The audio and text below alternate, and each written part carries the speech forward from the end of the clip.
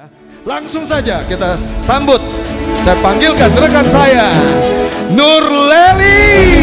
Oke, terima kasih Bang Boy. Halo. Halo Bang Boy, halo semuanya. Selamat pagi menjelang siang Kak Nurlely. Selamat Apa pagi, kabar? menjelang siang. Bang Boy, kabar baik, alhamdulillah. Iya, tadi kita nggak lihat, saya juga nggak lihat Kak Nurlely melakukan tagline kita. Saya mau kita sama-sama ngomong sustainability start with us, tapi yang lakukan gerakannya Kak Nurlely. Ya, susah Bang Boy. Boleh dong kita kerjain moderatornya sekali, boleh ya? Oke. Banyak pegangan Bang Boy. Ya? Banyak yang Gak dipegang nggak apa-apa, bisa. saya yang pegang, bukan satu halangan. Harus mic-nya gerakannya boleh. gimana ya? Gerakannya gimana? Sustainability starts with us, gitu, oke? Sakit pinggang nanti. Ya, kita coba ya sama-sama Kak Nurlely ya. Oke. Oke, saya akan pandu di sini ya. Ya. Sustainability start with us. Oke. Kakak lah yang ngomong. Harus ada dukungan dari semua yang hadir ini. Tapi nggak usah berdiri ya. Berdiri dong. Oh berdiri Bapak Ibu. Ya sekali lagi biar semarak ya, biar semarak ini. Boleh, Oke. silahkan. Ya, mohon berdiri semua Bapak Ibu-ibu. Tepuk tangan Ya. dulu dong buat orang-orang yang luar biasa yang ada di ruangan ini. Ya, oke. Yang mengerjakan pekerjaan yang luar biasa. Jadi semuanya dipandu dari Bang Boy, saya hanya gerakan ya. Oh, saya yang ngomong, Kak Ya, Lely yang gerakan. memandu gerakan. Oke. Baiklah kalau begitu. Mari sama-sama. Sustainability starts. Asik. Mesti agak goyang dikit Bapak Ibu. Ya, 1, 2, come on. Sustainability starts. Tepuk tangan dulu buat Kak Lely dan Bapak Ibu, silakan duduk. Kak Lely. Tadi kita udah menyaksikan satu rentetan dari mulai prosesi masuk yang disambut dengan tarian silat sambutan, juga ada tari persembahan. Kita sudah mendengar satu paparan, satu presentasi dari CSL Lead kita Bapak Edward Manihuruk, juga dari tadi Opuk sudah memberikan satu ringkasan kerja mereka dan menyerahkan rekomendasi hasil kerja. Kini saatnya kita akan mendengarkan satu talk show yang pasti akan menarik dan dipandu oleh Kak Lely. Ya. Dan untuk talk show ini kita akan membahas tentang bagaimana ini ya, topiknya itu petani Aceh dan Sumatera Utara berdaya, sinergi pemerintah, swasta, mitra memenuhi standar keberlanjutan. Artinya ini ada kolaborasi dari semua mitra yang di CSA sendiri. Dan juga kita akan mencari bagaimana peluang tantangan dari para mitra-mitra ini sendiri nantinya. Wah. Pastinya ada inisiatif juga, ada investasi yang bakal mungkin bisa di-sharing dengan yang lainnya. Tentu ini akan menjadi satu pembicaraan yang menarik ya Kak ya. Iya, pastinya. Baik, saya nggak akan berlama-lama di Oke, sini. terima kasih, Bang Saya Boy. akan persembahkan di stage is yours Kak Lely. Baik, terima kasih Bang Boy. Kita beri tepuk tangan untuk Bang Boy. Ya, baik. Assalamualaikum warahmatullahi wabarakatuh. Ya, selamat pagi menjelang siang, senang sekali saya Nurlely untuk memandu debat kebiasaan untuk membawa talk show hari ini yang seperti disebutkan di awal bahwa ada sinergi petani dan mitra kerja untuk hal ini.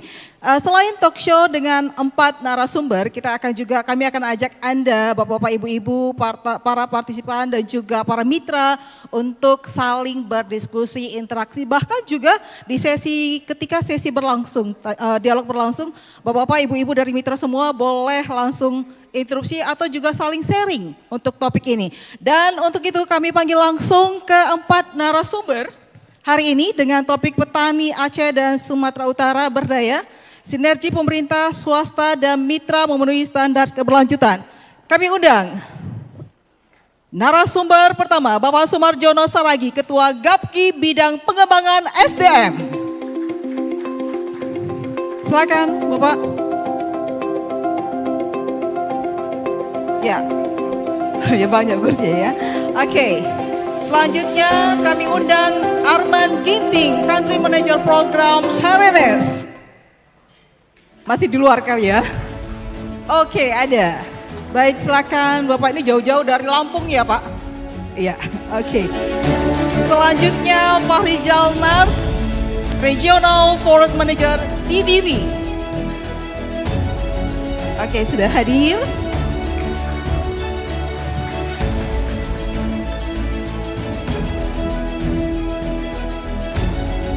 Silakan Bapak Rizal. Dan narasumber selanjutnya Armin Hari, Program Manager Kakao Sustainability Partnership. Ya, tadinya kita rencanakan ada 5 narasumber, yang satu dari pemerintahan, namun lapor konfirmasi terakhir tidak hadir. Namun kami harapkan jika ada perwakilan dari pemerintah provinsi, Provinsi Sumatera Utara maupun juga dari Aceh bisa berkontribusi, bisa saling sharing untuk di dialog hari ini.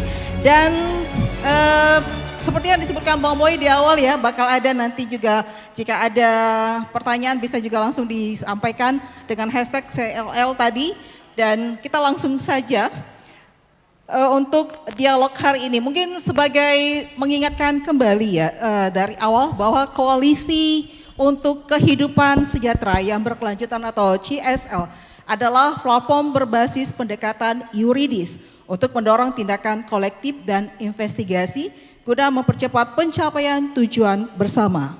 Melalui pertemuan tahunan ini, CSL juga mendorong keselarasan visi misi multi pihak, yaitu pemerintah, swasta, dan komunitas masyarakat sipil untuk mendukung pengembangan dan pelaksanaan program kebijakan dan inisiatif terkait pembangunan berkelanjutan serta konservasi di daerah Aceh dan Sumatera Utara, serta menggali strategi dan pengalaman kolaboratif berbagai pihak dalam mendorong memenuhi standar keberlanjutan pada sektor perkebunan.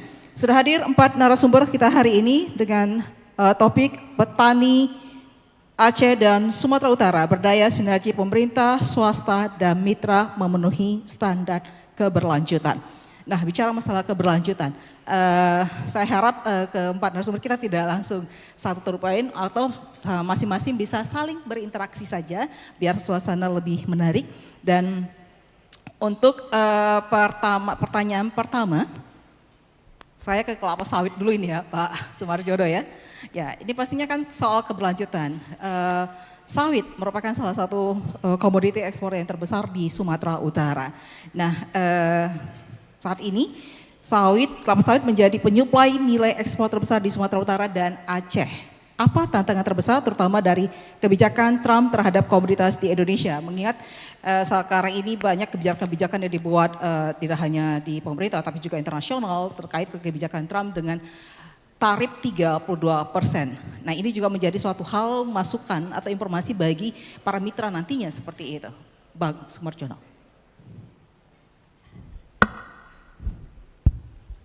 Terima kasih Mbak Moderator, Leli. Mbak Leli. Ya. Terima kasih CSL. Angin pagi meniup layar. Oke, cakep. Buruh dan pengusaha kini melangkah sejiwa. Kita kerap berselisih paham, tapi kerap juga bertemu demi buruh yang adil dan sawit pun berkelanjutan. Oke.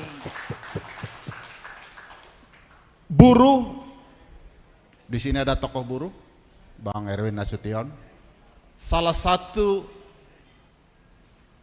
pusat keberlanjutan yang diperjuangkan oleh GAPKI. GAPKI sebagai organisasi pengusaha yang bersifat sukarela memang tidak bisa memaksa apalagi menghukum. Oleh karena itu yang kita lakukan mendorong keberlanjutan, mendorong kepatuhan hukum nasional dan standar internasional. Oleh karena itu keberlanjutan itu pusatnya adalah manusia yang ada di sawit. Oleh karena itu GAPKI mengambil inisiatif bagaimana supaya sawit ini berkelanjutan. Salah satunya kita mulai berdialog dengan buruh. Dan dialog multi pihak seperti semangat yang kita lakukan hari ini. Kolaborasi, koalisi. Kenapa itu penting? Karena sawit adalah tentang kita.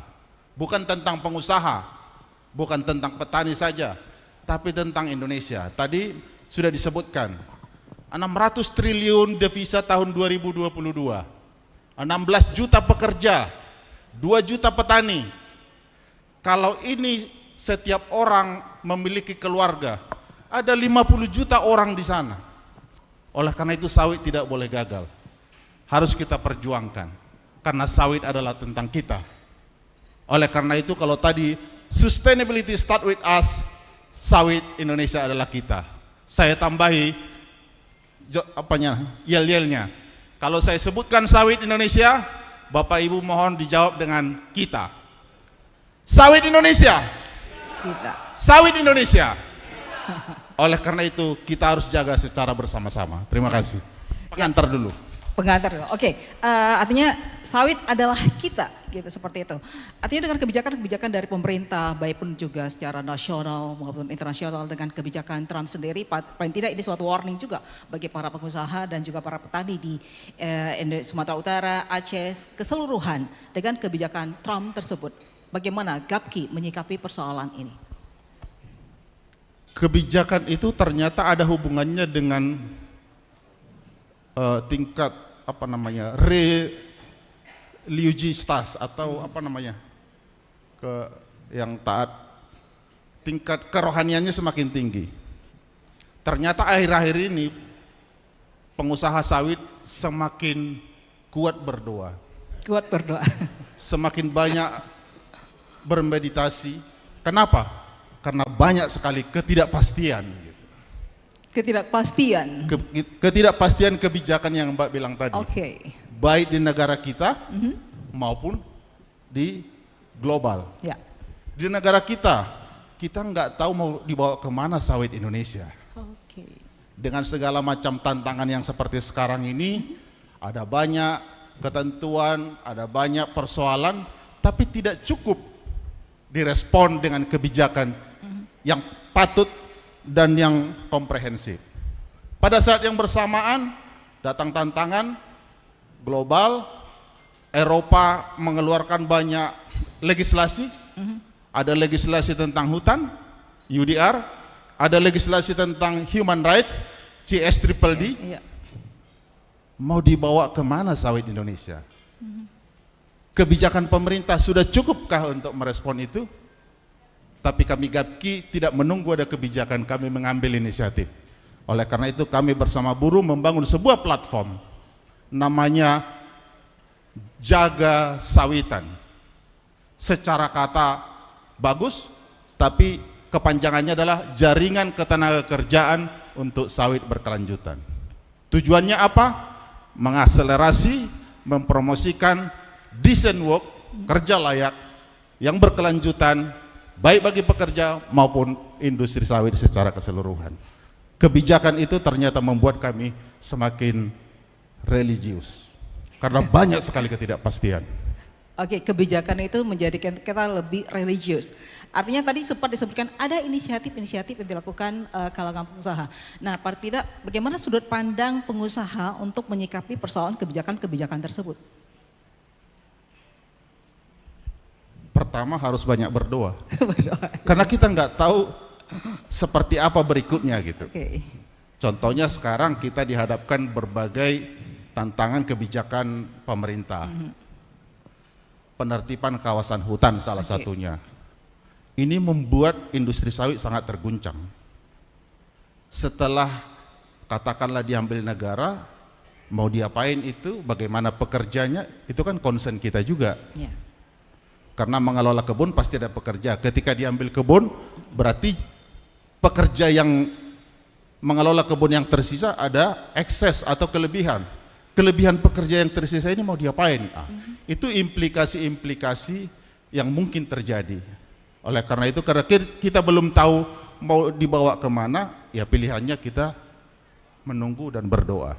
Itu saja. Oke, itu saja ya. Artinya nanti juga kita akan harap interaksi juga dari para audiens dan para tamu undangan yang punya juga persoalan yang sama terkait ini. Tapi berkaitan dengan keberlanjutan itu tidak menjadikan Gapki putus dengan kebijakan-kebijakan yang dilakukan pemerintah secara nasional maupun internasional seperti itu ya, Bang? Ya, kita tidak boleh berhenti. Kalau berhenti berarti bisnis berhenti. Iya. Oleh karena itu Berarti kita harus dalam terus, hal untuk ya, koordinasi. sebagai pengusaha harus terus bersiasat, mencari celah bagaimana supaya tetap survive dan tidak mengurangi atau berdampak kepada pekerja. Karena itu salah satu concern kita sebagai pelaku usaha. Baik, oke. Saya beralih ke tiga narasumber lainnya. Ini ada Mitra ya, ada Haryones juga, ada CDV dan ada program Kakao Pak Armin. Mungkin ketiga narasumber saya ajukan pertanyaan saling mungkin terakhir terkait kolaborasi dan juga seperti berkelanjutan ini di kakao dan kopi juga di hari sendiri ada bagaimana menyikapi persoalan-persoalan saat ini ya mungkin masalah peraturan dan juga landscape untuk mendukung keberlanjutan seperti akses pendataan seperti itu. Mungkin dimulai dari Pak Haryones, Pak ini dari Haryones ya Pak Arman Ginting. Ya, makasih. Jadi pertanyaannya mengenai Jadi biar saya jelas Bu, pertanyaannya pertama mengenai sustainability ya. Iya. Ya. Jadi saya perkenalkan dulu, nama saya Arman Ginting, saya dari lembaga non-profit HRNS, bagian dari Newman Coffee Group ya. Jadi kita berada di di Sumatera Selatan, tepatnya di Kabupaten Oku Selatan. Jadi kita membina sekitar 15 sampai 18 ribu petani. Jadi kalau misalnya kita bicara sustainability dari sisi petani ya, itu kita harus tahu dulu beberapa metrik gitu Bu ya. Jadi pertama mengenai produktivitas ya, supaya kopinya itu bisa menyokong hidup petani itu gitu. Jadi kalau kita bicara mengenai produktivitas mungkin kalau misalnya robusta, kita bicara robusta ya, itu kan kalau nasional mungkin sekitar 700 sekian kilo per hektar. Kalau kita konversi ke dalam harga rupiah, itu sebenarnya kalau harganya itu hanya 30.000 atau 32.000 di tahun 2022, kalau misalnya dikali 700 itu berapa? Jadi kalau misalnya 30.000 dikali 700 itu kan sekitar 21 juta. Dibagi 12 bulan itu kan hanya sekitar mungkin 1,8 juta per bulan dia dapat. Jadi itu bukan level yang sustainability sebenarnya. Iya kan? Jadi kita harus tahu angka metriknya itu. Terus berapa yang sebenarnya yang harus ini? Yang kalau dari asumsi kita itu minimum petani itu harus mendapat 50 atau 60 juta per bulan. Kalau dibagi 12 bulan dia punya keluarga dengan 3 orang anak itu masih sangat, kalau misalnya ada istilahnya living wage itu mungkin masih itu yang standar gitu kan. Kalau sekarang itu harga kopi robusta itu per kilonya itu kan sekitar 75.000. Kalau dikali misalnya 75.000, kalau kali 1 ton dia dapat 75 juta kan. Kalau hanya 700 kilo mungkin berapa itu? Saya lebih kurang seperti itu. Jadi itu jadi kalau kita bicara mengenai sustainability, menurut saya threshold bagi petani itu adalah pertama pendapatan. Pendapatannya itu kalau enggak dia akan melakukan hal yang lain. Apakah dia menambah lahannya atau beralih ke yang lain. Nah, itu yang pertama. Dan bagi kita itu benchmark bagi kita itu adalah bagaimana supaya satu pohon kopi itu bisa menghasilkan 1 kilogram green bean. Satu pohon kopi. Satu pohon kopi. Karena satu pohon kopi itu kalau misalnya dengan harga 70.000 sekarang kan satu tahun dia hanya menghasilkan 70.000 kan? Iya kan? Nah itu, jadi kurang dari itu, itulah alasannya kita harus mengajari petani, good agriculture practice, best practice, macam-macam gitu ya. Tapi intinya kita harus tahu juga sebenarnya core permasalahannya apa. Kan kita nggak bisa selalu mengajarkan petani GAP, seolah-olah kita punya solusi tapi masalahnya kita nggak tahu kan. Tapi kita harus tahu dulu masalahnya. Itu yang pertama. Terus yang kedua ya, jadi kalau kita tahu itu baru kita bisa benahin. Ya, jadi kalau di Oku Selatan itu, kalau harga kopi itu di bawah 30.000 dia pasti tebang kopinya itu. Mendingan saya tanam jagung. Tanam jagung. Jadi tanam jagung itu kalau 4.000, 5.000 per kilo, 3 bulan kan dapat berapa ton dia. Kalau kopi itu berapa tahun baru ini kan. Sedangkan kalau dia menghasilkan kopi, dia petik cherry, ya. Untuk jadi green bean itu kita harus tahu. Dari 4 kilo ceri itu baru jadi 1 kilogram green bean. Ya, kalau misalnya harga kopinya cuma 30.000 kan cuma kalau kita bandingkan dengan jagung dapat 5 kilo udah sama dengan ini kan. Jadi hal seperti itu kita harus tahu supaya sustainability bisa ini. Itu yang pertama, terus ya, mengenai sustainability. Terus yang kedua mungkin kalau di Lampung dan Sumatera Selatan itu ada masalah istilahnya kopi yang bebas dari perambahan hutan, free deforestation, karena itu tidak ada rumus bagaimana caranya supaya itu bisa free deforestation. Karena kalau dibikin pun sertifikasi, dibikin responsible sourcing system yang diaudit oleh perusahaan sertifikasi seperti Control Union, itu banyak aja caranya dengan mass balance macam-macam. Jadi dia bilang dia sertifikasi, dia daftar, tapi nanti kopinya dari daerah-daerah lain kan, dari dalam hutan. Tapi dia yang klaim, oh ini kopi bukan dari deforestasi gitu kan. Nah hal seperti itu harus dipahamin supaya kita bisa melihat ini sustainability gambarannya seperti apa. Menurut saya yang paling penting bagi petani itu adalah bagaimana bisa dia hidup. Semuanya ujung-ujungnya kan uang kan. Cuma kalaupun uang ininya kan kita harus tahu juga menyiasatinya seperti apa. Nah itu dan yang ketiga kalau di Robusta itu gambarannya sistem produksinya berbeda dengan di Arabica. Kalau di Arabica itu kan setiap dia 2 minggu itu ada yang selalu dipetik ya. Nah jadi itu juga yang menyebabkan banyak penyakit seperti coffee berry borer karena habitatnya itu tetap ada. Nah kalau di Robusta ini kan dia panennya itu sangat jelas dari bulan April sampai bulan 9 atau 10. Setelah itu tidak ada kopi. Jadi setelah itu berarti kemungkinan ada paceklik.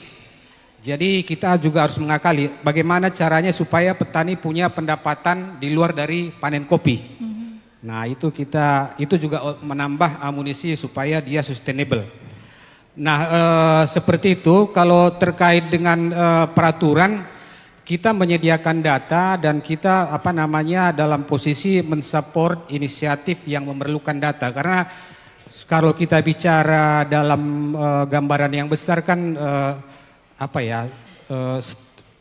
data akan makin penting. Kalau misalnya kita lihat dalam internasional itu digital kan itu kan big data macam-macam. Jadi data itu diproses dan bisa dimonetisasi gitu ya. Jadi kita dalam posisi bagaimana supaya petani tidak ketinggalan kereta di dalam data ini. Jadi kita mengkoleksi data untuk meningkatkan akses petani ke pendanaan, ke pupuk itu kita connect dengan Koltiva ya, atau dengan sumber daya yang lain.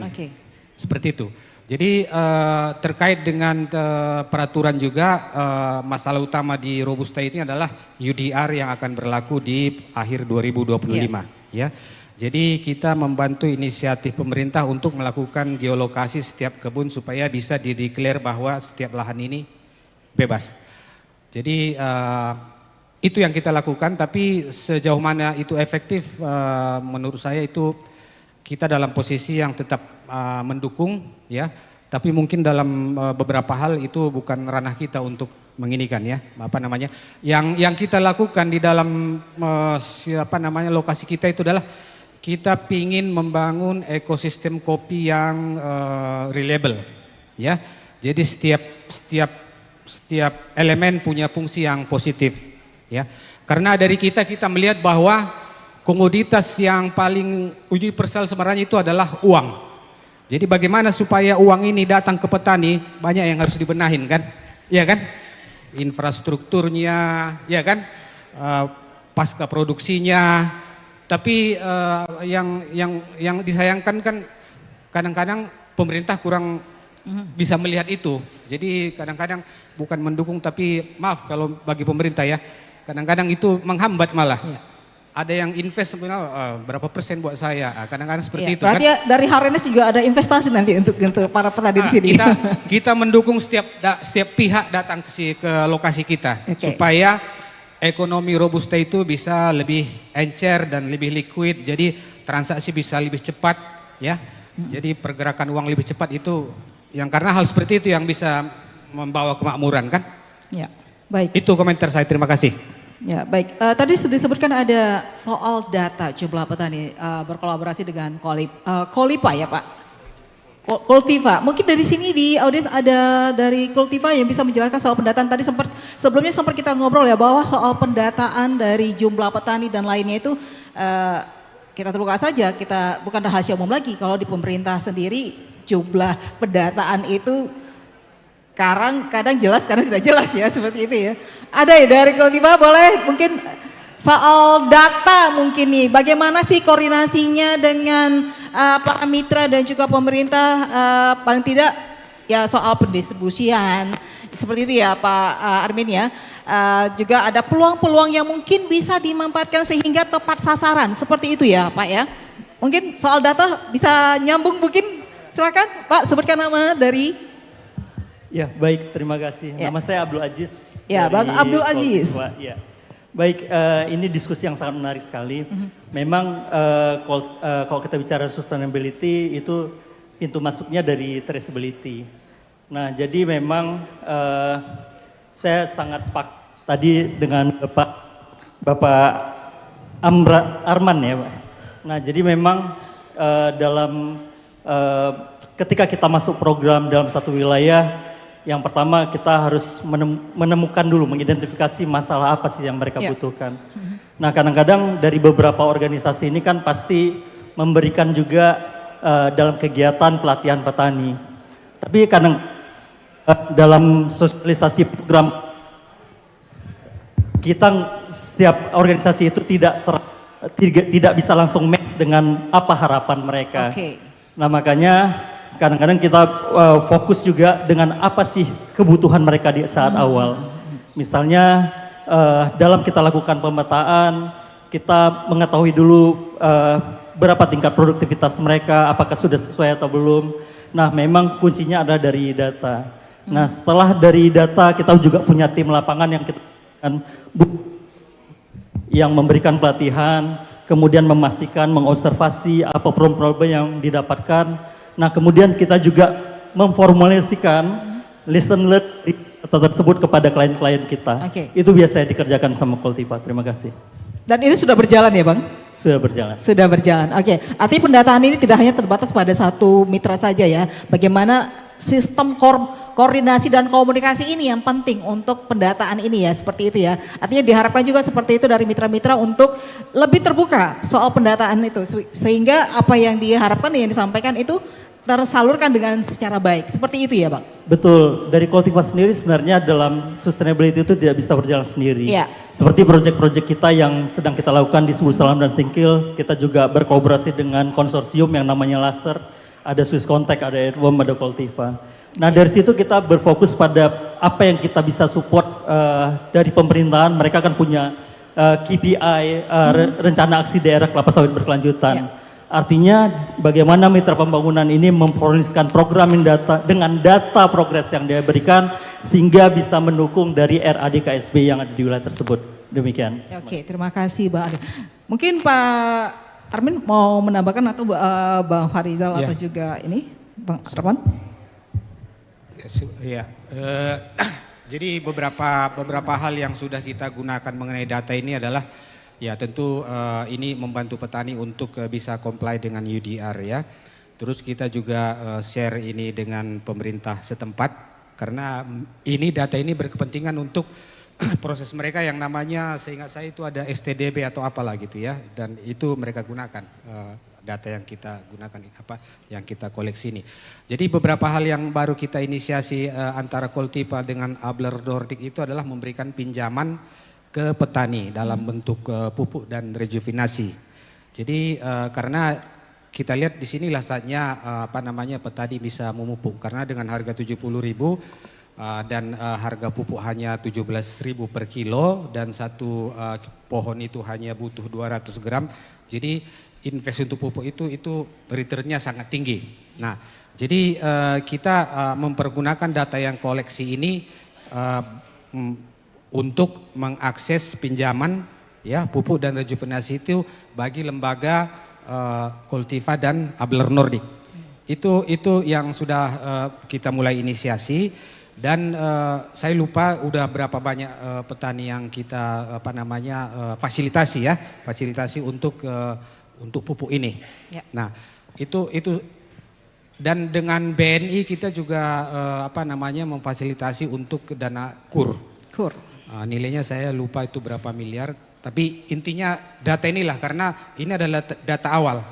Jadi dari geolokasi atau poligon kebun itu kan itu adalah data yang paling valid. Kadang-kadang kan petani, berapa Bapak punya lahan? Dia bilang 1 hektar. Begitu di poligon cuma 0,7, 0,8 gitu ya.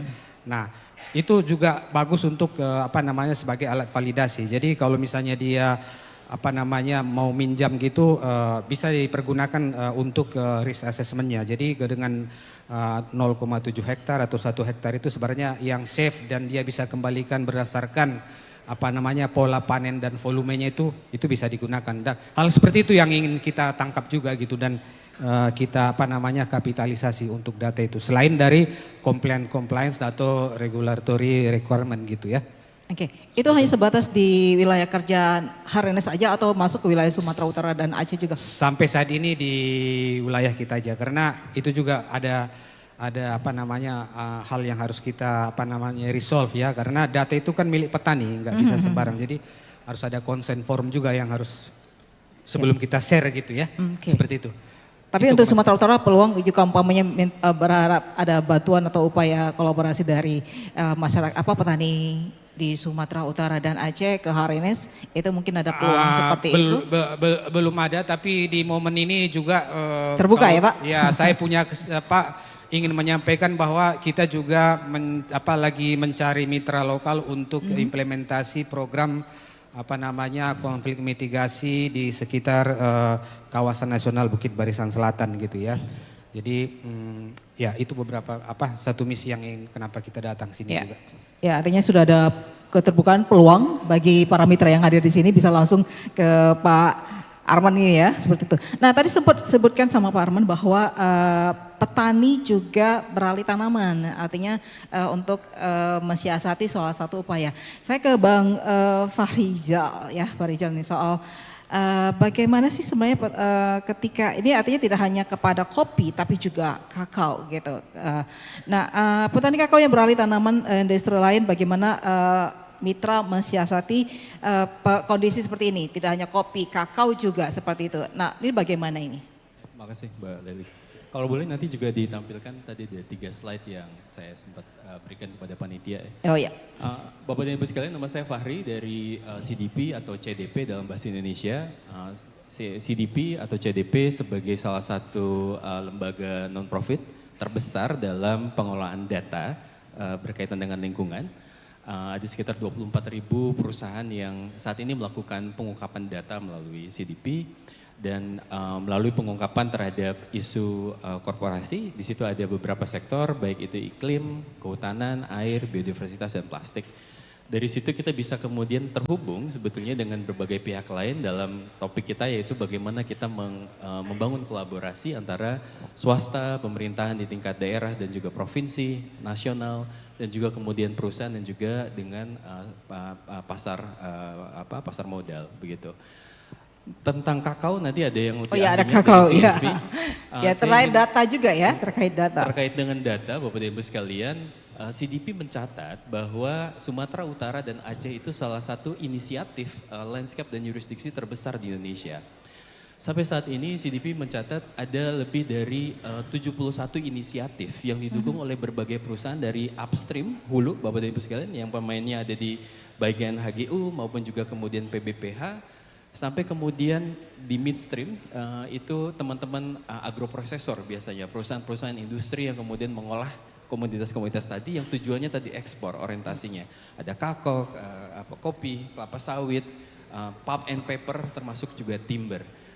Dan kemudian itu semuanya akan mengalir ke negara-negara pasar kita. Jadi kita lihat Indonesia terhubung dengan pasar global melalui komoditas-komoditas tadi. Mengapa tadi dijelaskan tentang kelapa sawit, kopi sudah, nanti kakao. Kenapa kemudian harus memenuhi terhadap standar-standar global tadi? Karena itu adalah compliance atau pemenuhan yang harus dipenuhi begitu oleh berbagai pemasok ya di seluruh negara. Dengan isu yang saat ini ada di Trump mainkan, Bapak dan Ibu sekalian, ketika Indonesia terus memfokuskan kepada standar-standar tadi, standar internasional, ada beberapa standar yang kita penuhi, misalnya Accountability Framework Initiative, di mana CDP juga sudah memappingkan hal tersebut. Perusahaan-perusahaan yang kemudian melakukan disclosure kepada CDP, mereka membuktikan tahun pertama, tahun kedua, tahun ketiga mereka melakukan pergerakan, perubahan dari komitmen sampai ke aksi. Dari komitmen kemudian mengembangkan kebijakan-kebijakan yang bisa memastikan namanya deforestation conversion free. Memastikan bahwa semua komoditas itu near deforestasi. Dan kita mencatat ada sekitar 69 perusahaan yang sudah mencapai sampai 100% mereka mengklaim bahwa mereka berhasil melakukan mengekspor komoditas tadi tanpa merusak hutan yang ada di hulu. Itu sebuah pergerakan yang sangat luar biasa. Bapak dan Ibu sekalian, melalui platform ini di 5 tahun terakhir kita bekerja sama dengan 7 provinsi Indonesia, salah satunya adalah Aceh yang kemudian berhubung dengan Sumatera Utara, dan ada 4 provinsi di Kalimantan dan 2 provinsi di Papua. Kita bisa melihat ternyata ada ketertarikan dari para pemain downstream. Itu tadi sempat di awal kita melihat ya ada P&G, terus kemudian disebutkan Walmart dan sebagainya. Ini adalah pemain di hilir. Mereka langsung di ujung para customer kita. Ternyata mereka mendesak ada perbaikan-perbaikan di hulu. Dan itu terbukti ada 104 miliar US dollar Bapak dan Ibu tercatat di dalam platformnya CDP, komitmen dari perusahaan-perusahaan yang ada di hilir ini untuk memperbaiki hulu. Dan saat ini Bapak dan Ibu sekalian dengan adanya pemotongan efisiensi dari pemerintahan kita, berbagai provinsi itu mencari pendanaan sumber lain, alternatif-alternatif lain. Sumatera Utara mulai sekarang mulai berpikir tentang RBP, Result Based Payment. Bagaimana kita bisa menghitung emisi aktivitas karbon yang berhasil bisa diturunkan dengan mitigasi, itu mendatangkan namanya pembayaran Result Based Payment oleh BPDLH. Dan sudah dipionir oleh Kalimantan Timur, Kalimantan Jambi, Kalimantan Barat menyusul tahun ini dengan Green Climate Fund. Berbagai upaya dicari oleh pemerintah agar lebih banyak dana masuk ke hulu. Bisa memperbaiki tadi surat tanda daftar budidaya, perbaikan teknis oleh petani dan sebagainya. Dan salah satu kebaruan tersebut ada di ruangan ini Bapak dan Ibu sekalian. CSL, Coalition for Sustainable Livelihood, itu tercatat di dalam platform CDP sebagai salah satu inisiatif yang didukung paling banyak di Sumatera Utara dan Aceh. Hampir sekitar 19 inisiatif ada di lanskap ini, didukung oleh perusahaan-perusahaan dari hilir terkait dengan perusahaan-perusahaan di hulu, memperbaiki rantai pasok yang pada akhirnya bisa meningkatkan nilai. Terobosan inilah yang perlu kemudian dikuatkan tadi oleh beberapa bupati dan wakil bupati yang sudah hadir. Tapanuli Utara, Tapanuli Selatan, Aceh Tamiang. Saya pikir ini adalah gagasan yang kemudian sudah dibuat oleh CSL yang perlu kita perkuat. Sehingga kemudian kita bisa menggait lebih banyak perusahaan-perusahaan di hilir tadi. Yang belum masuk ke Sumatera Utara dan Aceh, kita bisa ajak mereka ke sini. Tapi kita harus perlihatkan juga dengan metrik-metrik perubahan apa, achievement apa, dan juga kelanjutan aktivitas apa, dan berapa sebetulnya dibutuhkan investasi tersebut. Dan itu juga yang kemudian terkemuka, muncul di dalam platform CDP Bapak dan Ibu, banyak perusahaan-perusahaan hilir pengen bergabung dengan inisiatif seperti CSL, tapi mereka tidak tahu caranya gimana, landscape-nya ada di mana, dan bagaimana mereka bisa berkontribusi. Saya pikir inilah inovasi tersebut yang diperlukan oleh Indonesia dan di banyak tempat lain. Dan CSL saya pikir perlu memberikan leadership-nya, kepemimpinannya bagaimana bisa berbagi juga. Di sini sudah terakumulasi tadi pendanaan-pendanaan dari industri yang ada di luar Indonesia, di luar CSR. Karena yang mereka lakukan di luar rantai pasok, mereka masuk ke sini atas inisiatif CSL yang kemudian dilegitimasi oleh pemerintahan di tingkat Provinsi Sumatera Utara dan Aceh. Saya pikir kegembiraan hari ini yang kemudian perlu kita sebarluaskan dan kita perlu mengajak lebih banyak hilir yang lain, perusahaan-perusahaan yang lain di luar tadi P&G, Walmart yang saat ini sudah kita lihat di sini, Mondelez, Unilever, PepsiCo, kita perlu ngajak yang lain nih. Karena yang kita perlukan di Indonesia belum cukup. Gitu. Kita Indonesia saja kita membutuhkan tadi kalau kita terkait dengan result based payment, kebutuhan GDP kita gitu saat ini baru 1% dari total semua aset signatories investor yang saat ini CDP sedang berhubungan dengan mereka. GDP kita hanya 1%, 1,4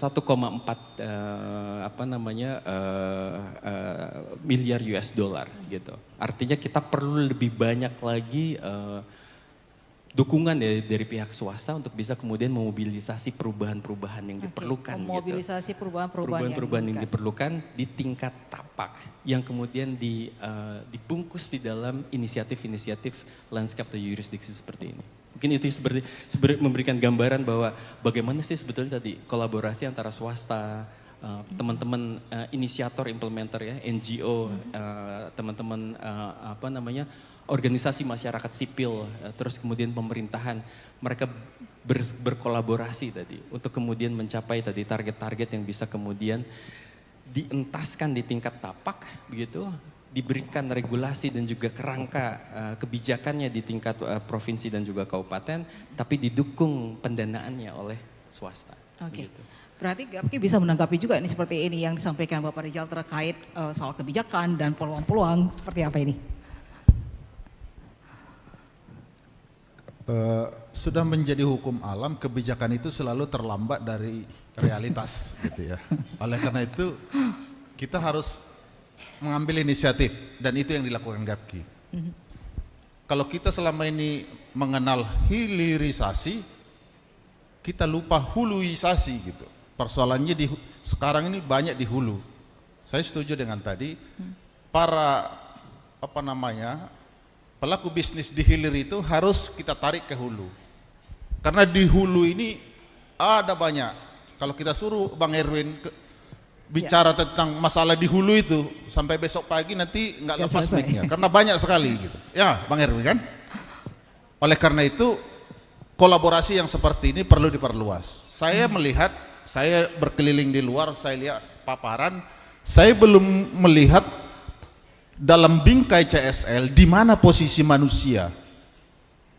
Stakeholder terbesar di industri pertanian perkebunan adalah manusia, buruhnya. Buruh perusahaan atau pekerja perusahaan ya buruh tani. Tidak semua petani bekerja sendiri. Di sana ada buruh tani. Seperti apa kita melihat mereka dalam bingkai CSL? Saya sangat tertarik dengan platform Jaga Sawitan, platform bipartit yang diakui oleh ILO sebagai platform unik, historik, dan terbesar secara industri. 10 federasi dengan jutaan buruh bekerja sama dengan Gapki, asosiasi industri yang hanya 20% dari industri sawit nasional, tapi kita percaya dengan kekuatan 20% bisa merubah itu. Dan akan lebih masif lagi bila hilir yang dengan logo-logo yang besar di sini, welcome to Jaga Sawitan, platform bipartit pengusaha sawit dan buruh sawit nasional. Kita sudah buktikan dengan pendekatan dialog sosial dengan buruh, kita bisa merubah banyak hal. Kita sekarang sudah mempublikasikan 3 buku panduan yang menyangkut manusia. Tadi kita bicara, saya lihat ada di satu pembicara mengatakan gender. Kita memperkenalkan komite gender, itu penting. Kekerasan perempuan bukan hanya terjadi seperti kita lihat di media. Di tempat kerja di perkebunan sangat rentan terjadi. Perlindungan anak. Bagaimana anak-anak kita tidak dieksploitasi, tidak dipekerjakan. Child labor itu menjadi isu. Traceability di rantai pasok itu harus bersih dari semua isu-isu itu. Eksploitasi, forced labor, kebebasan berserikat, kondisi kerja, itu kan fundamental right at work-nya ILO. Oleh karena itu, hulu, mari kita mulai hari ini kita deklarasikan, mari kita ke hulu bersama industri hilir. Terima kasih. Artinya manusia juga perlu diperhatikan dalam semua produk keberlanjutan ini juga ya, seperti itu ya Bang. Kalau bahasa saya harus ada people centric sustainable palm oil. Ya, tadi sempat disinggung juga nih CSL, mungkin bisa menanggapi Bang atau mungkin bisa berkomentar. Tapi sebelumnya saya informasikan dulu kepada seluruh tamu dan undangan akan ada hadiah menarik. Itu ada 5 hadiah untuk pertanyaan di sesi pertama. Untuk berupa parfum ya, produk dari masyarakat hutan adat Simardagiang ya. Nah itu ada Farpum. Jadi ada 5. Jadi kami beri kesempatan kepada seluruh audiens untuk bisa bertanya langsung ke narasumber atau juga berkomentar. Dan saya kembali ke Bang dari Kepala CSL, mungkin ada responnya.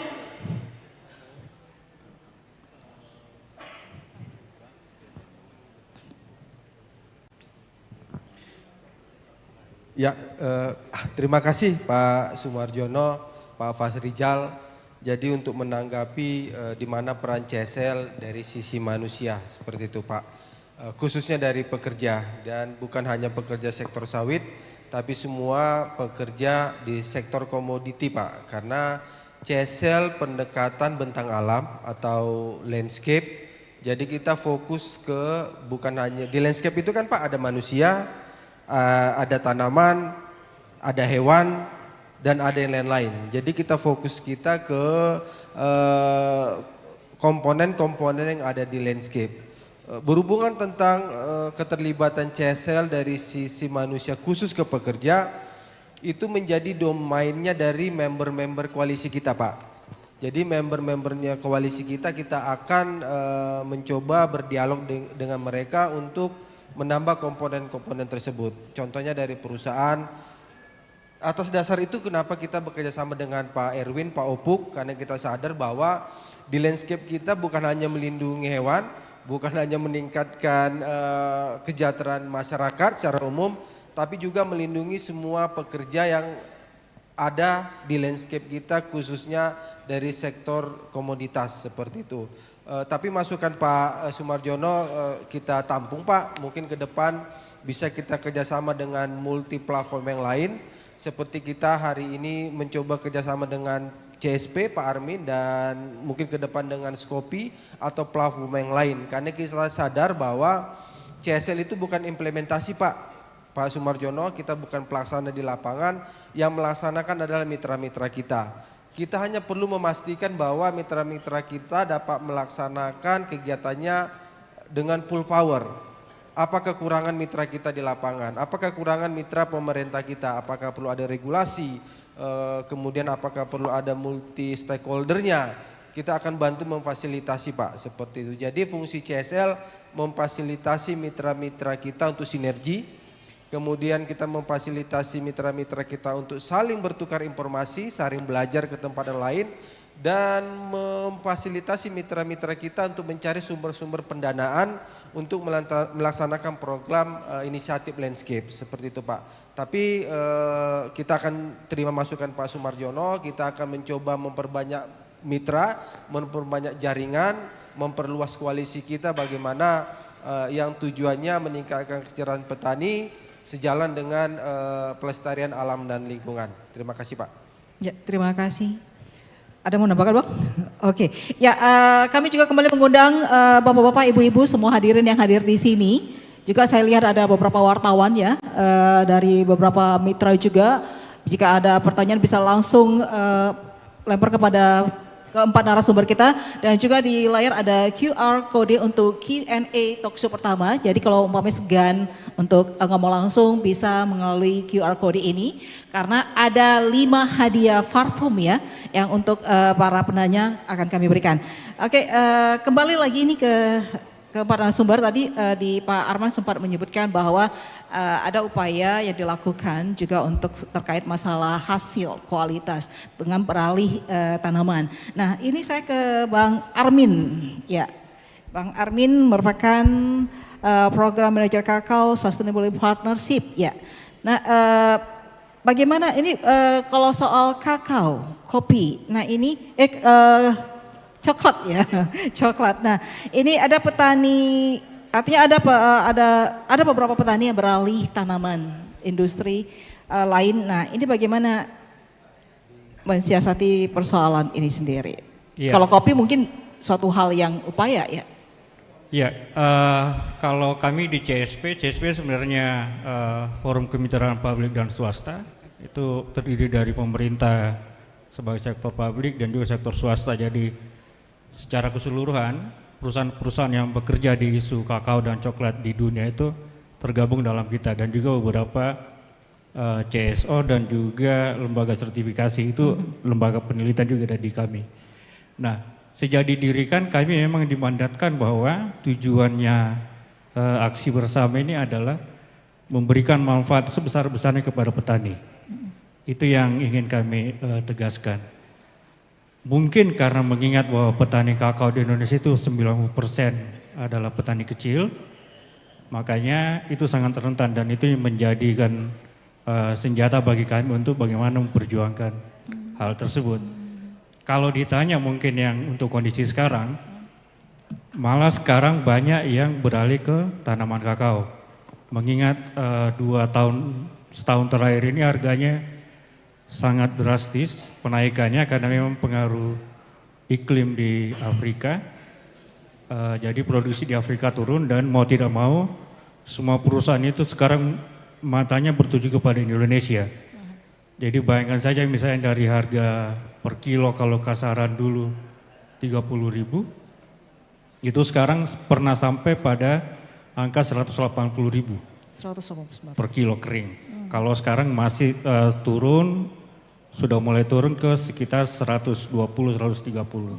Nah, kalau ditanya misalnya untuk kondisi sekarang, kayaknya banyak lagi yang tanaman-tanaman lain di Indonesia ini diganti dengan kakao. Iya.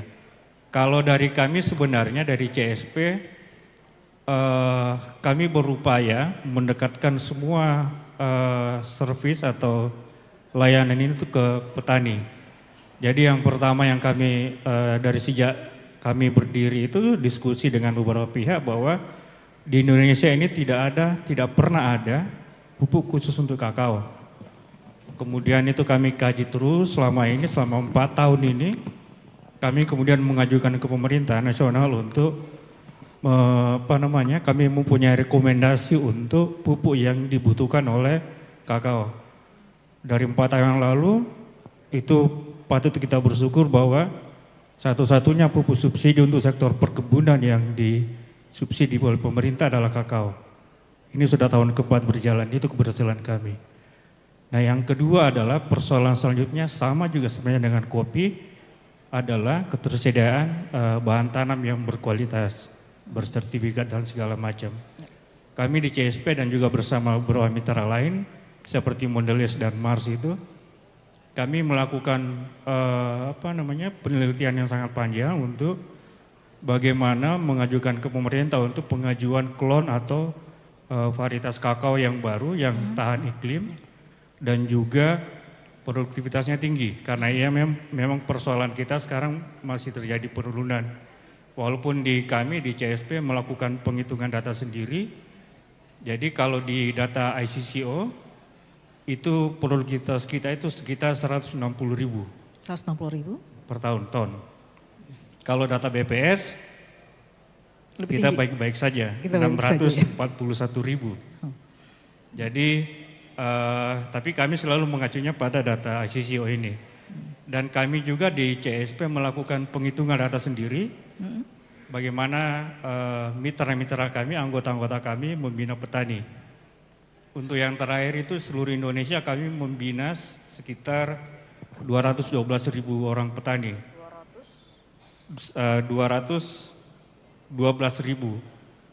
Dari jumlah tersebut yang sudah melalui proses sertifikasi dan juga memastikan bahwa kakao yang dihasilkan bukan dari kawasan hutan atau kawasan konservasi, itu sekitar 207.000 orang petani yang sudah menyatakan bahwa itu zero deforestation.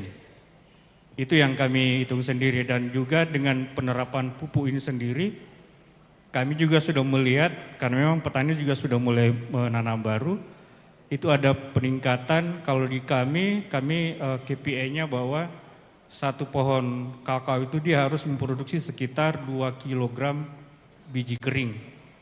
Kalau dari pencatatan kami untuk saat ini itu di angka 1,16 kg. Tapi kecenderungannya mulai meningkat. Oke. Itu. Baik. Dan salah satu upaya bersama juga untuk memastikan bahwa petani kecil ini terlibat aktif dalam rantai pasok dan juga pasar global. Kami bekerja sama juga dengan pemerintah, ada Ibu Dia di sini juga dari Komite Persiapan Indonesia untuk pemenuhan UDR, kami memfasilitasi beberapa bekerjasama dengan pemerintah juga untuk memastikan bahwa petani-petani tersebut terlibat aktif dan terdaftar dalam ISTDB yang menjadi acuan data pemerintah. Oke, Itu. baik. Oh ya, satu hal mungkin sebenarnya kalau di wilayah Sumatera Utara dan Sumatera Aceh ini untuk kakao itu sebenarnya titik berangkatnya sudah ada. Jadi selama bertahun-tahun Siskontak dan mitra yang lain itu sudah menapakkan kakinya di sini, dan itu kalau misalnya teman-teman ibu-ibu dan bapak ke lapangan pasti mereka pernah mengikuti sekolah lapang yang dilakukan oleh Siskontak. Oke, di sini Iya. ada Swiss Contact mungkin?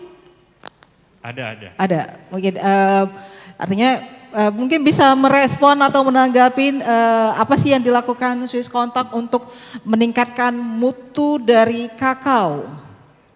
Ya, boleh bergabung dengan kita dari Swiss Contact.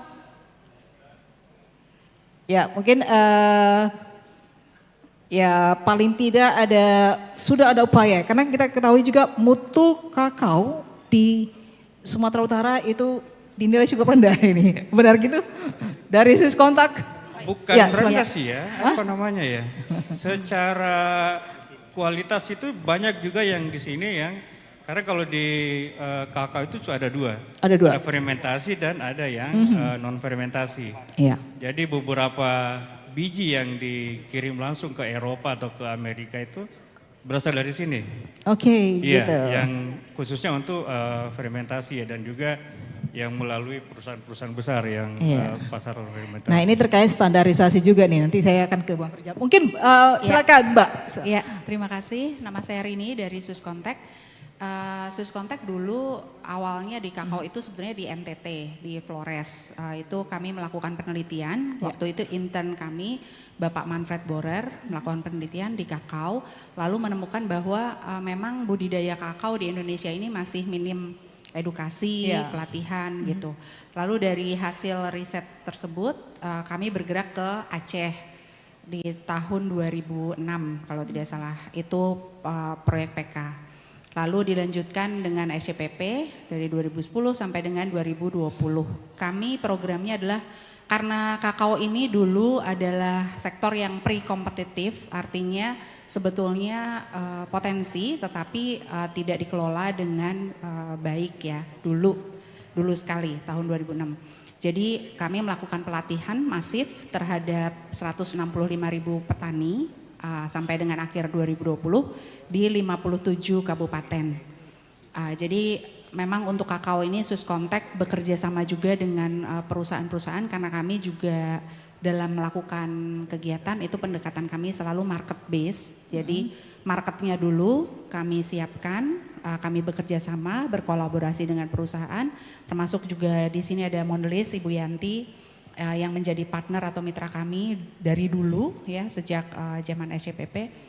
Ada Mars juga, ada JB Kakao, banyak. Jadi perusahaan-perusahaan kakao kami minta dukungan juga atau support dari mereka supaya petani-petani ini lebih meningkat kemampuan berbudidaya kakaonya. Jadi kalau di Aceh, Sumatera, Sulawesi juga lalu NTT itu petani-petani kakao rata-rata sudah paham lah sekarang ya tentang budidaya kakao yang sustainable. Hanya waktu itu kita perkenalkan juga ini sambung samping, sambung pucuk, karena memang masalah kakao waktu itu pohon-pohon yang sudah tua, jadi butuh regenerasi. Jadi itu sekarang dengan harga kakao yang cukup kompetitif ya, selama 2 tahun terakhir ini kan harganya cukup besar ya, cukup tinggi untuk petani. Jadi menambah insentif lah untuk petani untuk juga menanam kembali kakao di Aceh dan Sumatera. Ya, baik, terima kasih Mbak Rini. Artinya sudah ada upaya yang dilakukan gitu ya untuk berlanjutan dari kakao sendiri gitu. Nah, sebelum saya lanjutkan ke 4 narasumber, kita sudah ada pertanyaan di Slido, mungkin kita bisa baca. Nah, ini ya, ada mungkin bisa dilihat masing-masing narasumber dan juga bisa menanggapi. Ini ada untuk UDR dan Gemafing, sejauh mana kesiapan petani kopi kakao sawit yang ada di Aceh dan Sumatera. persentase yang sudah dicapai dan seperti apa keterlibatan pemerintah. Ini tambah nama ya, dan bagaimana perspektif Anda dengan pasar UDR, apakah produser Indonesia mampu comply termasuk juga smallholder, dan yang paling prioritas dilakukan, apa yang paling prioritas dilakukan? Serta ini ada dari Nauli Harahap, solusi apa yang bisa kita dapatkan untuk meningkatkan kesejahteraan kami petani, dan kami berharap harga pembayaran komoditas kami sesuai standar. Nih harga pembayaran, mungkin bisa direspon juga nih ke 4 narasumber, karena ada ini ya, kopi, kakao, sawit juga ada, dan terakhir kayak sudah dibaca. Ini apakah KTH yang sudah mendapat SK Perhutanan Sosial atau SK Kemitraan Konsesi Hutan bisa menjadi member CSL agar hasil kegiatannya lebih meningkat dan produktif. Nanti langsung ke CSL. Ya boleh menanggapi mungkin Bang Sumarjono baik terakhir ini, dan nanti mungkin juga ke Pak Armen dan Mbak Farijal menanggapi, silakan. Terima kasih Mbak. Saya ya tidak menjawab secara teknis, tapi saya dari sisi perspektif. Sekarang ini semua negara fokus kepada dirinya sendiri gitu ya. Eropa lagi bergulat dengan masalah, apalagi dengan dampak Trump, Amerika juga bergulat dengan masalahnya. Jadi tensi untuk tekanan terhadap UDR, CS-DDD sedikit agak ya tidak begitu tidak begitu kuat dibanding seperti sebelumnya. Sebelum ada gaduh tarif. Tapi itu tidak berarti masalah kita lupakan, gitu ya. Pasti itu akan datang lagi. Ini persoalan rejim ini peduli, rejim ke depan nanti peduli, tekanannya bisa lebih besar. Masalah isu UDR itu masih terus menjadi bahan diskusi. Seperti apa nanti ujungnya? Apalagi kalau dikaitkan dengan penertiban kawasan hutan sekarang. Otomatis kalau ini sudah tertib, berarti tidak ada isu UDR lagi secara common sense gitu. Tapi bagaimana penertiban kawasan ini ujungnya kemana, kita juga masih menunggu. Tapi apapun yang terjadi itu paling tidak semangat kita adalah compliance. Itu dulu. Compliance kepada hukum nasional itu prioritas pertama. Compliance kepada hukum perdagangan, hukum negara tujuan itu juga tidak kalah penting. Jadi semangat yang kita bangun di industri sawit adalah compliance.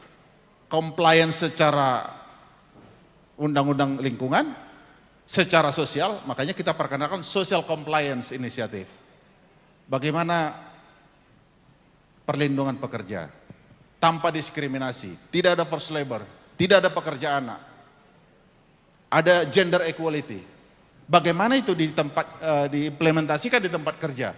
Berarti harus ada institusi, instrumen, SOP yang dibangun. Oleh karena itu, ini adalah pekerjaan masif industri. Karena ini bukan hanya urusan di perusahaan, tapi di semua ekosistem dan rantai nilai. Ini harus bersih isu ini, supaya kita bisa comply apa yang diminta oleh standar-standar pasar itu. Oleh karena itu, sekali lagi, kolaborasi menjadi penting. Kemudian masalah harga. Pengalaman saya selama ini, saya pernah mendampingi 20 koperasi petani sawit, 25.000 hektar, 25 koperasi dengan 25 macam dinamika. Intinya kelembagaan petani kita itu sangat lemah. Koperasi yang kita impikan itu kita belum temukan contoh yang ideal. Kalau sekarang ada inisiatif membuat koperasi baru, itu mungkin salah satu harapan. Tapi bagaimana supaya posisi petani lebih kuat dalam konteks mendapat harga lebih baik, saya pikir ini bagian dari proses itu. Memperkuat kelembagaan, kapasitas petani dalam bergeng, berdialog, seperti kita lakukan di buruh. Kita tidak takut buruh itu punya kapasitas naik. Karena dengan kapasitas buruh naik, kita bisa berdialog secara sehat dan produktif. kritis. Jadi penting kapasitas dibangun, kelembagaan dibangun, dan semua tidak takut berdialog. Dengan cara itu masing-masing posisi tawar ada, semua benefit bisa dibagi secara adil. Mungkin itu semangat yang bisa dibawa ke komoditi lain. Dan di kopi, kebetulan saya di Sumatera Selatan, tadi kita bicara juga, ini di kopi ini kebetulan kopi itu semua petani. Kalau di sawit sedikit agak berbeda. Ada sumber daya perusahaan yang bisa ada di sekitar itu, yang di ekosistem, yang dekat, bisa diakses. Bahkan ada perusahaan yang mengambil inisiatif. Kalau kopi, kakao, itu kan harus dari hilir yang datang, bukan dari di tempat pertaniannya. Nah, ini lebih menantang gitu. Oleh karena itu, best practice yang di sawit ini, mari kita sempurnakan, kita bawa ke komoditi lain. Itu kira-kira Ya, baik. tawarannya. Mungkin bisa ditampilkan lagi ininya pertanyaan-pertanyaan yang sudah masuk tadi. Ya, ini Pak Arman, Pak Armin dan juga Pak Rijal bisa menanggapi beberapa pertanyaan terkait masalah kesiapan, juga pasar UDR dan juga ini bagaimana meningkatkan kesejahteraan sehingga bisa menyesuaikan standar nasional. Nah, juga ada masuk lagi ya. Silakan Pak Armin soal harga kopi untuk meningkatkan harga kopi yang baik. Yang UDR dulu. Iya. Ya. Kalau untuk UDR ini kan sudah ada platform yang dibangun pemerintah untuk compliance-nya itu ya. Saya lupa namanya, tapi itu diinisiasi oleh pemerintah dengan Sukovindo ya. Sukovindo. Jadi kalau bicara mengenai kesiapan Surveyor Indonesia. Superior Indonesia. Surveyor Indonesia. Jadi kalau bicara di situ saya melihat ada dua bagian, satu yang untuk perusahaan besar, satu yang kecil, ya, satu untuk smallholder. Nah, itu yang paling siap yang saya lihat yang pernah dipresentasikan adalah sawit, karena datanya kan mungkin paling ini. Nah, yang paling tidak siap itu adalah kopi. Dari presentasi saya lihat paling masih 4% dari 50.000 smallholder coffee katanya gitu ya. Jadi itu tahun lalu dipresentasikan karena itu diantisipasi berlaku di Desember 2024. Tapi sekarang saya nggak tahu karena sekarang kan diundur lagi ya 1 tahun gitu ya. Jadi di situ saya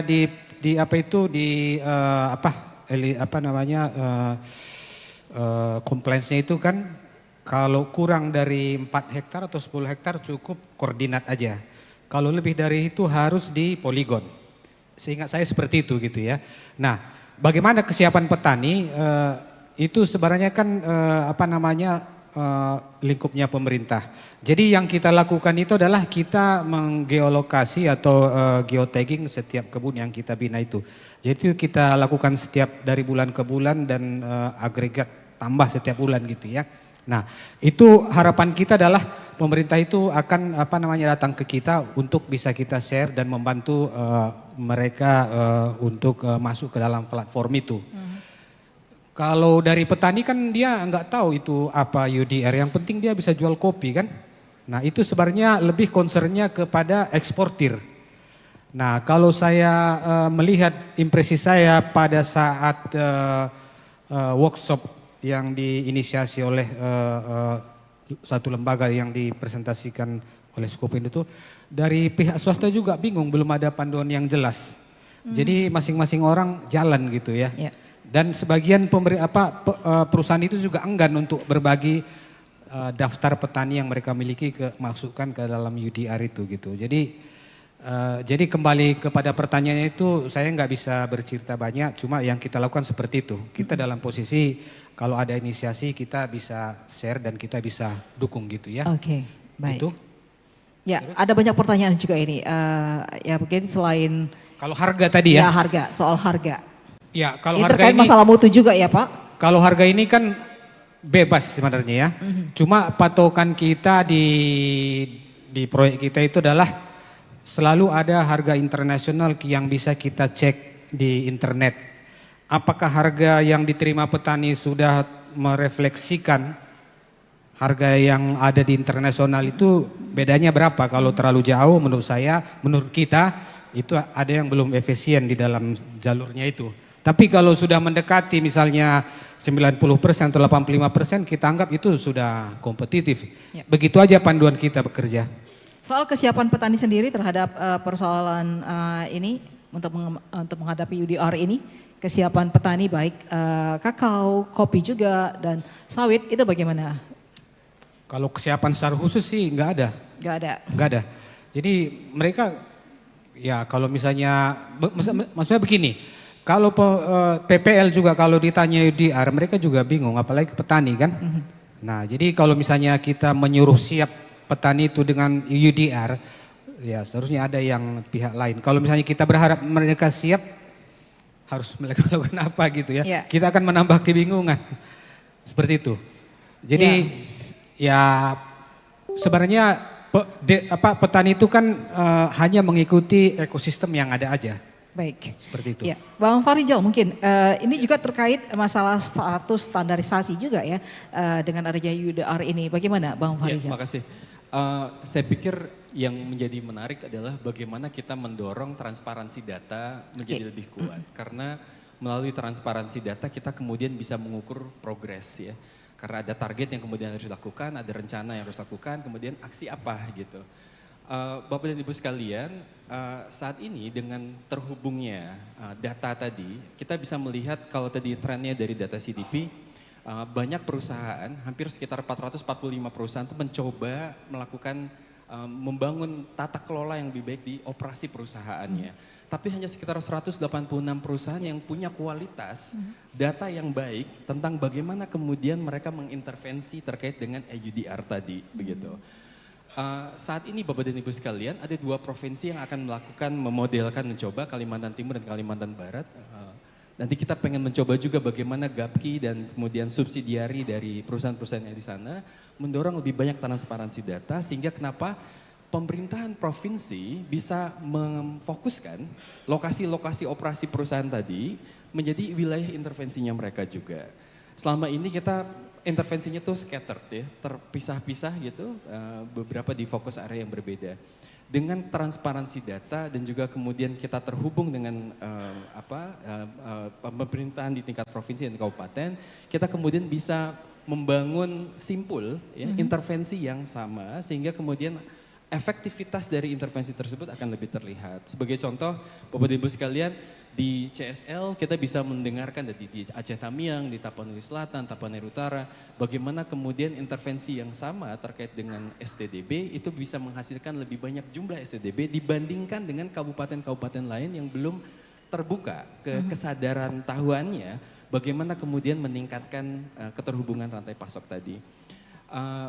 Saya juga kemudian ingin mendorong Bapak Ibu sekalian, pemerintahan kabupaten, provinsi, agar bisa kemudian mengakses ya peluang-peluang yang lebih banyak begitu dengan menghubungkan target-targetnya di tingkat kabupaten dan provinsi dengan perusahaan-perusahaan yang ada di sekitar operasinya dan juga kemudian menghubungkan dengan perusahaan-perusahaan yang ada di hilir yang ada di luar Indonesia.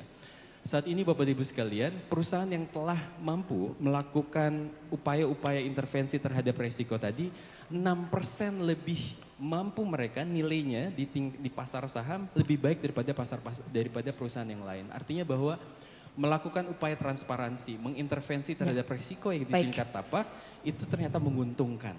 Dan membangun kepercayaannya dari pasar terhadap komoditas dan pelaku usaha tersebut.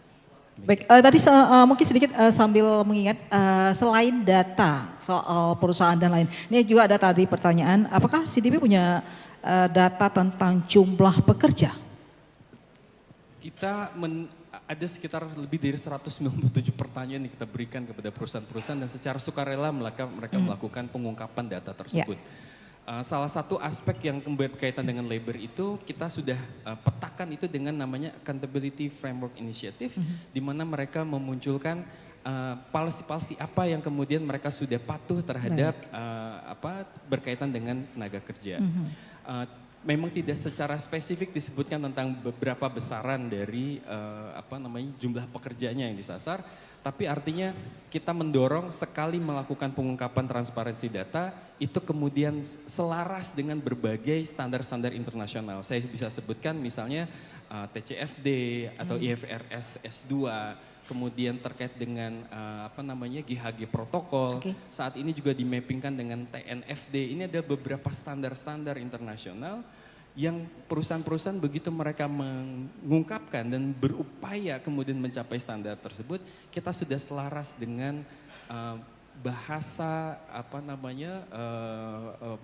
lingua francanya dunia terkait dengan etika lingkungan. Begitu. Baik, ya waktu kita sudah terbatas, mungkin Bang Armin. Ya, sebenarnya kalau bicara UDR, ada Ibu Dia di sini yang bisa menjelaskan dari A sampai Z. Jadi Ibu Dia ini adalah tenaga ahlinya yang dipilih oleh pemerintah untuk menjelaskan. Nah, dari diskusi-diskusi UDR ini sebenarnya kan di pemerintah memang sudah mempersiapkan national dashboard untuk komoditas berkelanjutan. Ya. Jadi bukan semata untuk menjawab compliance untuk UDR, tapi untuk peraturan reguler lainnya, karena ke depan itu akan ada China Green yang lebih rigid lagi karena dia akan menghitung persoalan karbon yang dihasilkan dari perkebunan itu, dan itu yang disiapkan. Nah, caranya pemerintah adalah ini juga sebenarnya menjadi ketertarikannya kami untuk ikut terlibat dalam persiapan STDB ini, karena basis data nantinya itu akan menggunakan data STDB. Akan bicara STDB itu akan menjelaskan tentang traceability-nya, sustainability-nya, dan juga legalitas, dan juga masalah produktivitas. Itu akan menjadikan basis data dari national dashboard ini nantinya. Nah, kalau di sektor kakao sebenarnya hanya memindahkan sistemnya saja, karena sebagian besar petani kakao yang dibina oleh anggota CSP itu memang sudah compliance untuk beberapa skema sertifikasi. Sudah masalah legalitas, masalah tidak merambah hutan, tidak mempekerjakan anak dan melibatkan lebih banyak perempuan, itu sudah ada dalam situ. Jadi sebenarnya kalau di sektor kakao sudah siap untuk pelaksanaan compliance ini. Tapi nanti kita lihat kebijakan pemerintah seperti apa. Nah, tadi ada yang juga bertanya persoalan yang di Kalimantan Barat untuk kakao. Jadi kami pernah bekerja sama dengan Kelingkumang, kelompok simpan pinjam ada di Sintang dan juga beberapa kabupaten di Kalimantan Barat. Karena mereka mau petani-petani juga di situ untuk menumbuhkan kakao.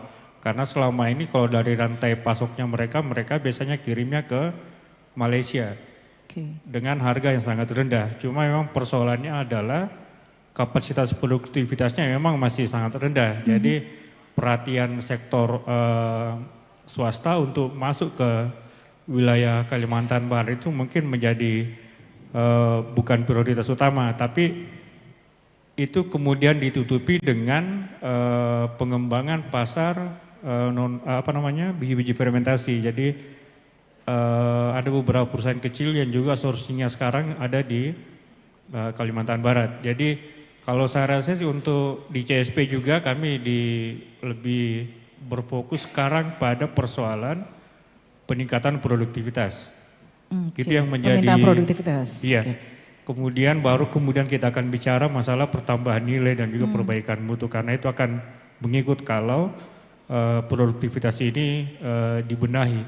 Nah, persoalan UDR selanjutnya dan juga persiapan sektor swasta dan sektor petani kecil. Saya rasa untuk kawasan Aceh dan Sumatera Utara ini peran CSL sebenarnya sangat diharapkan dia bisa menjadi wadah diskusi atau misalnya menjadi lokomotif untuk pergerakan pencapaian target pemerintah tersebut. Jadi CSL bisa menjadi forum untuk mempromosikan keberlanjutan itu tadi. Itu yang bisa menjadi zona baru bagi CSL untuk di wilayah Aceh dan Sumatera Utara ini. Ya, baik. Artinya kakao bisa memenuhi permintaan dunia untuk soal mutu dan lainnya ini. Kalau menurut penjelasan tadi Bang Arwin, ada keterbatasan juga seperti itu ya. Jadi belajar dari fermentasi ini ya. Jadi ada koperasi di Jembrana di Bali, Kertas Maya Samania. Oke. Dia itu mengekspor sampai ke Eropa, Amerika, Jepang, dan juga memenuhi permintaan pasar dalam negeri untuk biji-biji fermentasi seperti cau, masuk gourmet dan beberapa perusahaan coklat Pipiltin juga. Baik. Dan setiap tahun itu mereka selalu kekurangan. Jadi tidak pernah memenuhi kuota permintaan dari perusahaan-perusahaan ini. Jadi mau tidak mau memang produktivitas ini yang harus diperbarui dulu, ditingkatkan. Oke, ya baik. Cukup banyak masuk pertanyaan di QR ini ya. Namun keterbatasan waktu sudah diingatkan panitia juga sudah harus closing ini untuk sesi talk show pertama ini. Ada banyak pertanyaan dan saya rasa dengan pertanyaan-pertanyaan dan dialog yang berlangsung sedikit banyaknya sudah tersampaikan. Dan sebelum menutupnya saya ingin masing-masing narasumber untuk menyampaikan closing statement terkait masalah keberlanjutan dan juga pasar global terkait komoditi produk ini ya, kakao, kopi dan juga sawit. Silakan, Bang. Singkat saja. Sawit adalah untuk manusia. Kopi, kakao juga untuk manusia. Keberlanjutan adalah untuk keberlanjutan manusia. Oleh karena itu, apapun inisiatif kita, mari kita jadikan manusia di tengah atau menjadi pusat inisiatif kita. Terima kasih. Oke. Pak Arman, closing statement terkait talk show topik hari ini, masalah keberlanjutan, juga masalah petani dan juga komoditi. Saya enggak punya ini, cuma maksud saya ini sebenarnya kalau misalnya ini saya satu tagline aja, kita harus untuk supaya kita bisa membawa ini lebih kompetitif itu nggak bisa sendiri-sendiri, harus bersama-sama gitu ya, penting stakeholder ya. Jadi supaya hambatan-hambatan itu bisa kita resolusi satu persatu gitu. Ya. Jadi menurut saya kebersamaan lah ya. Kebersamaan dan kolaborasi ya. Kolaborasi ya. Oke, Bang Farijal. Ya, makasih. Bapak dan Ibu sekalian, kita melihat ternyata isu keberlanjutan adalah kebutuhan bisnis.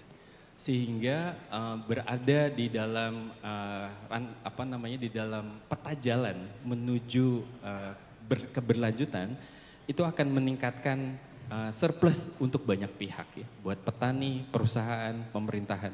Sehingga inisiatif-inisiatif seperti CSL perlu kita perkuat ya dengan dukungan para pihak tadi dan juga kita perluas pembelajarannya. Okay. Mungkin dengan begitu kita akan menuju tadi keberlanjutan starts with us. Oke, start with us. Oke, Bang Armin.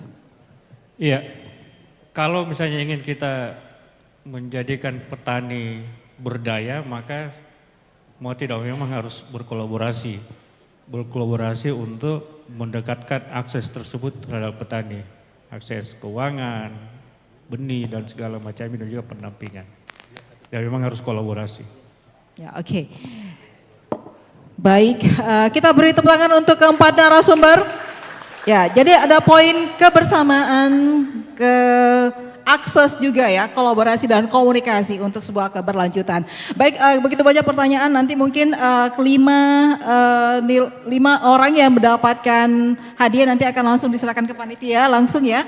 Dan tanpa terasa waktu kita sudah berakhir, masing-masing narasumber juga sudah menyampaikan closing statementnya dan saya sedikit pantun untuk menutupi acara ini. Buah nanas, buah ceri. Kalau dicampur gula enak sekali. Saya Leli selaku moderator hari ini, mohon pamit undur diri. Terima kasih. Assalamualaikum warahmatullahi wabarakatuh. Saya kembalikan ke MC Bang Boy. Iya, terima kasih Kak Leli. Sebelum terima kasih kepada bapak-bapak, silakan kembali ke tempat. Saya masih ada sedikit keperluan dengan Kak Leli. Kak Leli. Ada ini ya?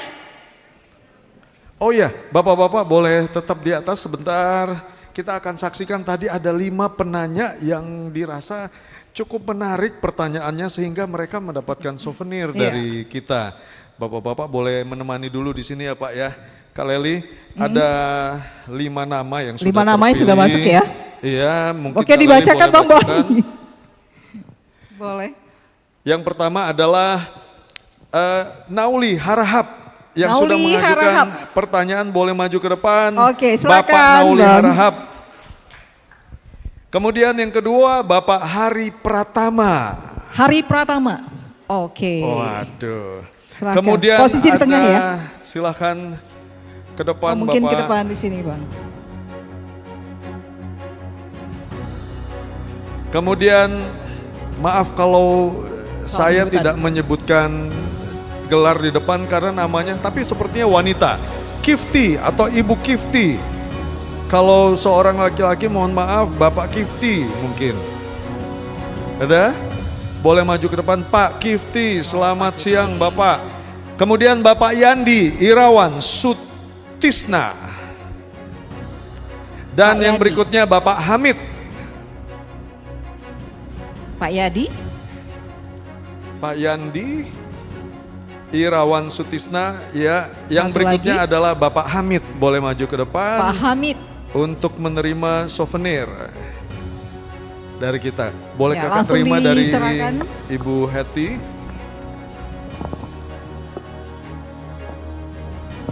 Kita akan nyerahkan ini ya, pertanyaan terbaik. Satu lagi Bang.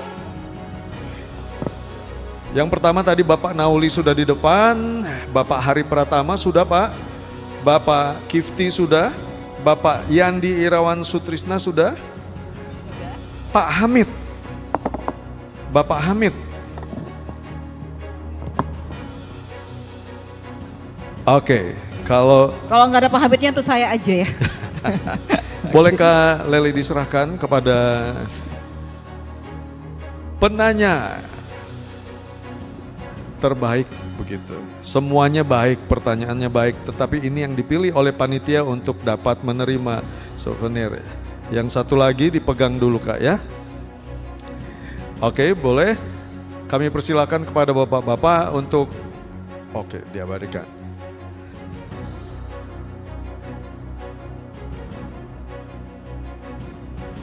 Terima kasih buat keempat penanya kami. Kepada narasumber kami mohon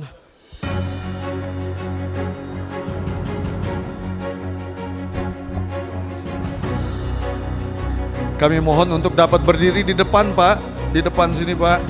Buru-buru mau pulang Bapak. Karena kita akan menyerahkan pemberian plakat bagi narasumber. Yang pertama, kami ingin mengundang Conservation Advisor dari Konservasi Leuser, Bapak Rudi Putra. Ya, mohon keempat narasumber untuk tetap di posisi untuk menyerahkan Kalau plakat. boleh Di depan berdirinya di meja, depan daripada meja Bapak. Oke. Dan untuk penyerahan Bapak Rudi Putra akan menyerahkan kepada Sumarjono Saragi, Ketua Gabungan Pengusaha Kelapa Sawit Indonesia, bidang pembangunan SDM. Kepada Bapak Rudi Putra, mewakili. kami undang Katie Thompson, Manager Sustainable Food and Agriculture Markets untuk dapat menyerahkan kepada Mr. Sumarjono Saragi.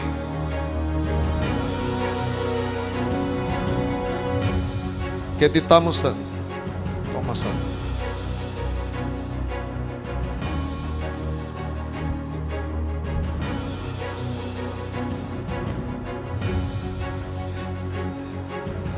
Terima kasih Katie. Boleh tetap di tempat dulu ya, biar foto bersama.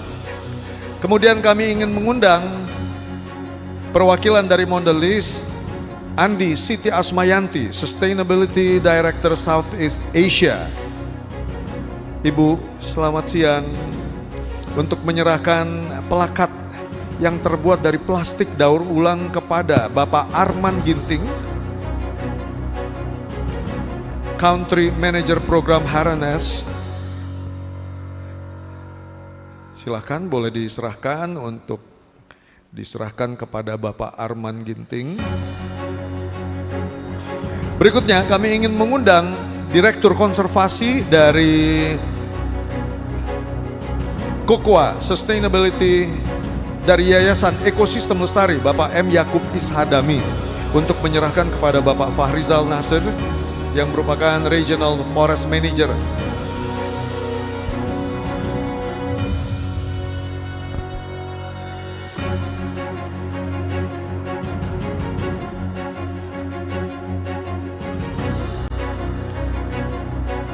Kami undang Landscape Manager Yayasan Inisiatif Dagang Hijau, Bapak Rizwan, untuk boleh maju ke depan dan menyerahkan plakat kepada Bapak Armin Hari, Program Manager Kokwa Sustainability Partnership.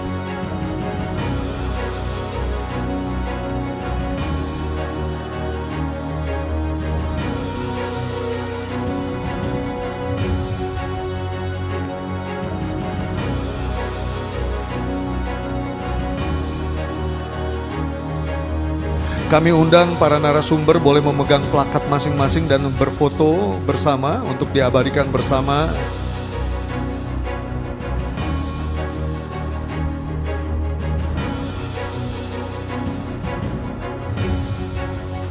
Ya, juga moderator 1, Kak Nurleli, bukan Nurlela ya, tapi Nurleli.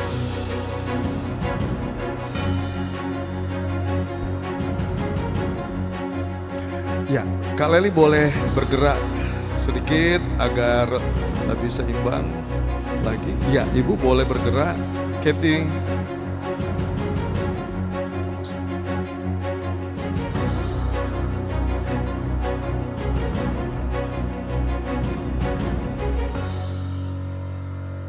Kasih jempolnya.